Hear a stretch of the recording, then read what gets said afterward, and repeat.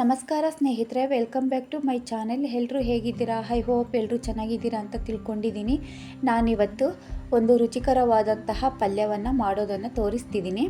Corn ಮತ್ತು ಬದನೆಕಾಯಿಯನ್ನು ಬಳಸ್ಕೊಂಡು ಈ ರೀತಿ ಒಂದು ಪಲ್ಯ ಮಾಡಿದರೆ ಚಪಾತಿಗೆ ತುಂಬಾ ಅದ್ಭುತವಾಗಿರುತ್ತೆ. ಟೇಸ್ಟು ಕೂಡ ಅಷ್ಟೇ ಚೆನ್ನಾಗಿರುತ್ತೆ. ಈ ರೆಸಿಪಿನ ಬ್ರೇಕ್ಫಾಸ್ಟಿಗೂ ಕೂಡ ಮಾಡ್ಕೋಬೋದು, ಲಂಚ್ಗೂ ಕೂಡ ಮಾಡ್ಕೊಳ್ಬೋದು. ಯಾರೆಲ್ಲ ಈ ವಿಡಿಯೋ ನೋಡ್ತಿದ್ದೀರಾ ದಯವಿಟ್ಟು ಸಬ್ಸ್ಕ್ರೈಬ್ ಮಾಡ್ಕೊಂಡು ನೋಡಿ ಅಂತ ಹೇಳ್ತಾ, ಬನ್ನಿ ಈ ರೀತಿಯ ಒಂದು ರುಚಿಕರವಾದಂತಹ ಪಲ್ಯನ ಹೇಗೆ ಮಾಡೋದು ಅಂತ ನಿಮಗೆಲ್ಲ ತೋರಿಸ್ಕೊಡ್ತಾ ಇದ್ದೀನಿ.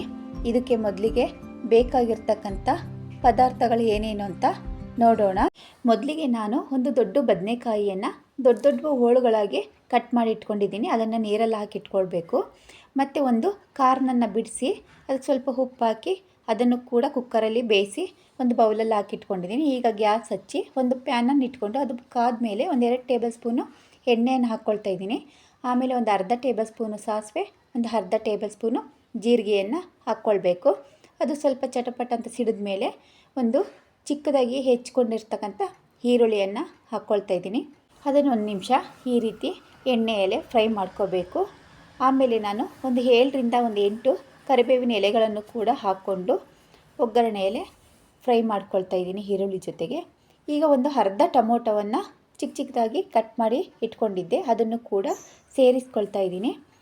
ಅದನ್ನು ಕೂಡ ಸ್ವಲ್ಪ ಟೊಮೊಟೊ ಸಾಫ್ಟ್ ಆಗೋವರೆಗೂ ಈ ರೀತಿ ಫ್ರೈ ಮಾಡ್ಕೋಬೇಕು. ಇದಕ್ಕೆ ನಾನು ಹಸಿಮೆಣಸಿಕಾಯಿಯನ್ನು ಹಾಕ್ತಾ ಇಲ್ಲ, ಖಾರದ ಪುಡಿಯನ್ನು ಹಾಕ್ಕೊಳ್ತಾ ಇದ್ದೀನಿ. 1 ಟೇಬಲ್ ಸ್ಪೂನ್ನಷ್ಟು ಖಾರದ ಪುಡಿ, 1 ಟೇಬಲ್ ಸ್ಪೂನ್ನಷ್ಟು ಮನೆಯಲ್ಲೇ ಮಾಡಿರ್ತಕ್ಕಂಥ ಸಾಂಬಾರು ಪುಡಿಯನ್ನು ಹಾಕ್ಕೊಳ್ತಾ ಇದ್ದೀನಿ. ನೀವು ಬೇಕಿದ್ದರೆ MTR ಸಾಂಬಾರು ಪುಡಿನೂ ಕೂಡ ಹಾಕ್ಕೊಳ್ಬೋದು. ಒಂದು ಅರ್ಧ ಟೇಬಲ್ ಸ್ಪೂನ್ನಷ್ಟು ಉಪ್ಪನ್ನು ಹಾಕ್ಕೊಳ್ತಾ ಇದ್ದೀನಿ. ನಾನು ಕಾರ್ನ್ ಬೇಯಿಸಬೇಕಾದ್ರೆ ಉಪ್ಪನ್ನು ಹಾಕ್ಕೊಂಡು ಬೇಯಿಸಿದ್ದೀನಿ, ಹಾಗಾಗಿ ಉಪ್ಪನ್ನು ನೋಡ್ಕೊಂಡು ಹಾಕ್ಕೊಳ್ಬೇಕು. ಈಗ ಎಲ್ಲ ಮಸಾಲೆ ಪದಾರ್ಥಗಳನ್ನು ಒಗ್ಗರಣೆ ಜೊತೆ ಚೆನ್ನಾಗಿ 1-2 ನಿಮಿಷ ತಿರ್ಗಿಸ್ಕೊಳ್ತಾ ಇರಬೇಕು. 1-2 ನಿಮಿಷ ಆದಮೇಲೆ ನಾನು ಬೇಯಿಸಿಟ್ಕೊಂಡಿರ್ತಕ್ಕಂಥ ಕಾರ್ನನ್ನು ಹಾಕ್ಕೊಳ್ತಾ ಇದ್ದೀನಿ. ಅದು ಕೂಡ ಮಸಾಲ ಜೊತೆ ಚೆನ್ನಾಗಿ ಬೆರೆತ್ಕೊಳ್ಳೋ ರೀತಿ ಮಸಾಲನ ತಿರುಗಿಸ್ಕೊಳ್ತಾ ಇರಬೇಕು. ಆಮೇಲೆ ನಾನು ಕಟ್ ಮಾಡಿ ಇಟ್ಕೊಂಡಿದ್ನಲ್ವ ಬದನೆಕಾಯಿ, ಅದನ್ನು ಕೂಡ ಈಗ ಸೇರಿಸ್ಕೊಳ್ತಾ ಇದ್ದೀನಿ.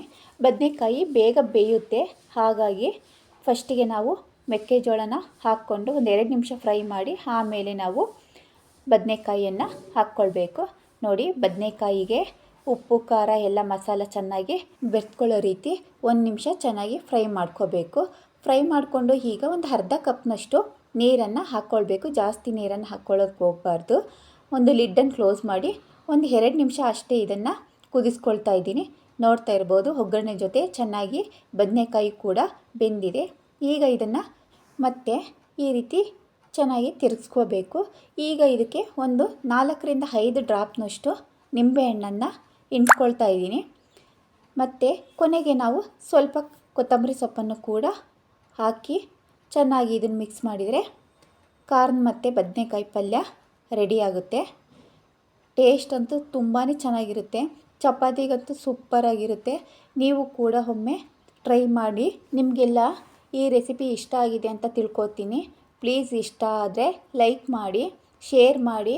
ಹಾಗೆ ಇದೇ ರೀತಿ ಇನ್ನಷ್ಟು ಈಸಿ ಮತ್ತು ಟೇಸ್ಟಿ ರೆಸಿಪಿಗಳಿಗಾಗಿ ನಮ್ಮ ಚಾನಲನ್ನು ಸಬ್ಸ್ಕ್ರೈಬ್ ಮಾಡ್ಕೊಂಡು ನೋಡಿ. ನಾನು ಈ ಪಲ್ಯ ಜೊತೆಗೆ ಚಪಾತಿಯನ್ನು ಮಾಡಿದ್ದೀನಿ. ಕಾಂಬಿನೇಷನ್ ಅಂತೂ ಸೂಪರಾಗಿರುತ್ತೆ. ಒಮ್ಮೆ ನೀವು ಕೂಡ ಮಕ್ಕಳಿಗೆ ಈ ರೀತಿ ಮಾಡಿಕೊಡಿ. ಖಂಡಿತವಾಗಿಯೂ ಮಕ್ಕಳು ಇಷ್ಟಪಡ್ತಾರೆ. ಕಾರ್ನ್ ಅಂದರೆ ಮಕ್ಕಳಿಗೆಲ್ಲ ಇಷ್ಟ ಇರುತ್ತಲ್ವ, ಹಾಗೆ ಬರೀ ಬದನೆಕಾಯಿ ಅಂದರೆ ತಿನ್ನೋದಿಲ್ಲ.